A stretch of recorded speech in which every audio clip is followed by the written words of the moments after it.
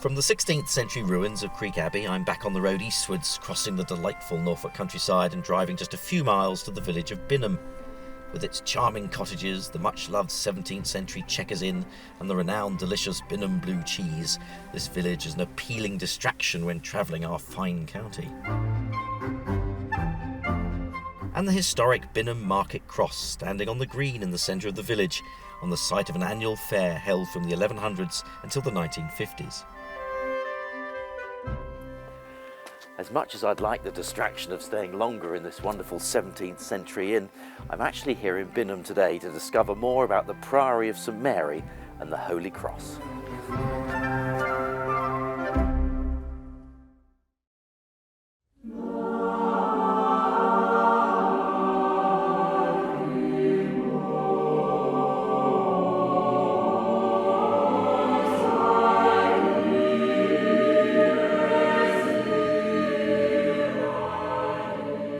Following their conquest and occupation of England, the Normans carried out not just a complete redistribution of land, but also undertook a huge reorganisation of the institutions of both church and state. This was accompanied by a massive building programme. The cathedrals of England were totally rebuilt. New parish churches took shape in virtually every parish of the land, and monastery after monastery was planted across England.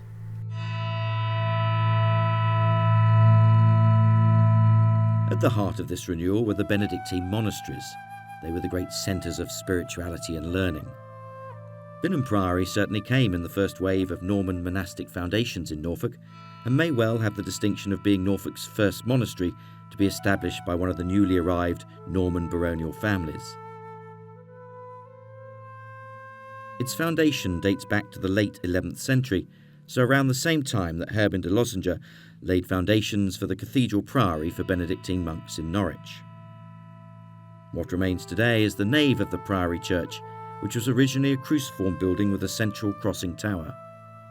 As it was a Benedictine foundation, then the nave has always been used as the village church, as is shown by the presence of the font that we'll see later.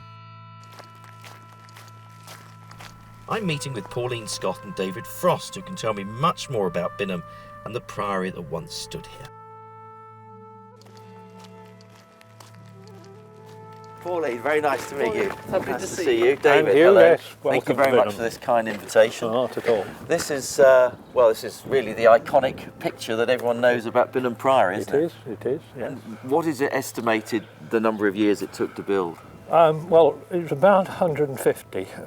The foundation date is 1091. We know that building work was started well by 1100, and I say this would have been finished by 1240.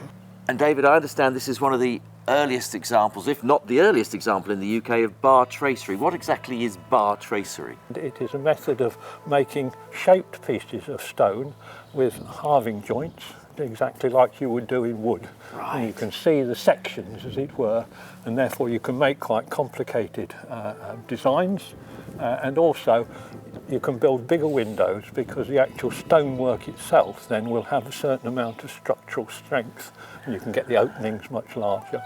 Wonderful. And Pauline, this window must have been absolutely magnificent, but I believe it was lost in about 1800s? Yes, that's right. And it would have been full of stained glass, so full of colour.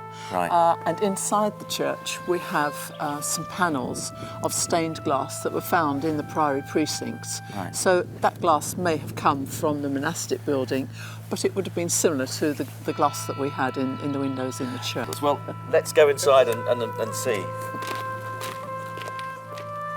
There is no doubt that the west window must have been magnificent before it fell into disrepair at the beginning of the 19th century.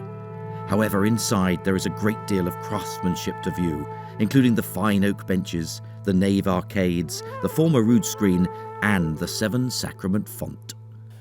So Pauline, one of the first features you see when you come into this wonderful church is this font, which must have so much history behind it. Do tell me more. Well, it's an East Anglian 7 Sacrament font. Mm-hmm. It has 8 panels to it, and the patrons who paid for it would have chosen what was put on the 8th panel. The sacraments are the sacraments of baptism, confirmation, communion, marriage, penance, the priesting of priests and the dying, the service for the dying. The whole font is built in Caen limestone, not the Barnack limestone of the building. The Caen limestone is very much finer and so could be carved. Okay. And here we have the panel showing us marriage, so we can see the two hands being joined and the priest behind. All the heads have been defaced. They've all been damaged. Oh, yeah. And this would have happened at the time of the Reformation, possibly at the time of Edward VI's reign, when he was a very staunch Protestant and wanted to ensure that there were no images left inside the churches. Underneath the panels, we have angels with outstretched wings, and then below them we would have had the disciples. And even the angels' faces have been removed, have been defaced. That's right. And if you look closely in the cracks, you can see that there is turquoise colour paint.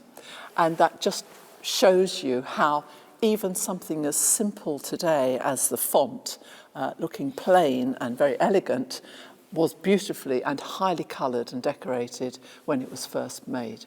Wonderful. It's absolutely stunning. Absolutely stunning. And there's only, of course, so many of them in Norfolk. There's only, 16, I think, of these in Norfolk left, aren't there? That's right, yes. Yeah. And they are a feature of East Anglian churches, so they're only found in Norfolk and Suffolk. Yes, I think there's 12 in Suffolk and 16 in Norfolk, so there are not many left. It is a stunning piece. No.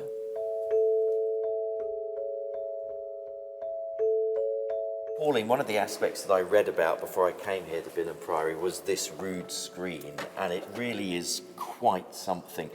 First of all, tell us, where would the screen have been in the church? The screen would have been going right across the church, and there would have been an opening in the middle of it, and its purpose was to separate the congregation from the sanctuary of the church where the priests took the service. Clearly what's happened is that at the Reformation, the Protestants have said enough of these images, as we were talking earlier about the font. Yes. No images, we want the Word of God. And so what we can see here then, as I understand it, is the Word of God from the Bible, which has been painted over the images that had all been paid for by the deceased. Is that right? That's right. In some churches, those images were actually defaced. The faces were rubbed out or scratched out. On this screen, I think they were just painted over in white paint, and then words from Cranmer's Bible painted over the top. And again, that's quite significant because the words are in English rather than in Latin. Right. So over the centuries then, the white paint clearly is coming off. Yes. And these wonderful pre-Reformation drawings are coming through. That's right. Absolutely stunning, aren't they? And I notice on these two particularly here, there's quite a bit of gold as well. How was that put on? Yes, the gilding was done by using gold coins which were hammered until the gold was so fine and thin, like a little flat sheet. That would have been used as your gilding. Oh, right. So you can see why it was such a costly piece of furniture and why you had to wait for your parishioners to provide you with enough money before you could employ your artist. Absolutely stunning. And do we know whether there are many of these in Norfolk churches? You see remnants of them in Norfolk and Suffolk churches. Right. Churches like Ranworth have beautiful screens where you can see all the figures. I haven't seen another screen that's been painted over in white like this, and some have had, at Victorian times, people have tried to restore them. Right. But these are the original paintings that we have coming through here. And they are quite stunning. Yes. Quite stunning. And Pauline, thank you for telling me so much about the font and the rood screen. I'm now going to go and catch up with David, because I know he wants to tell me a little bit more about the architecture, but for the moment, thank you very much. Thank you. Okay.